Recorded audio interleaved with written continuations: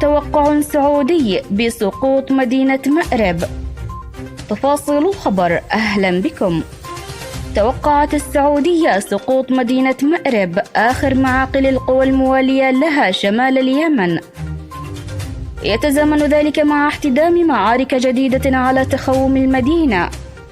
وكتب عبد الله آل هتيلة مساعد رئيس تحرير صحيفة عكاظ الرسمية منشورا على صفحته بمواقع التواصل الاجتماعي يتضمن تلميحات إلى إمكانية سقوط المدينة.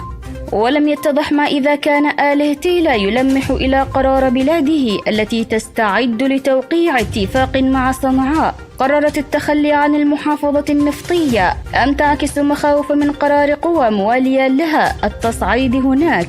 وكانت عدة جبهات قتال على تخوم المدينة شهدت خلال الساعات الأخيرة مواجهات، أبرزها جبهة حريب التي تتمركز فيها فصائل العمالقة الموالية للإمارات.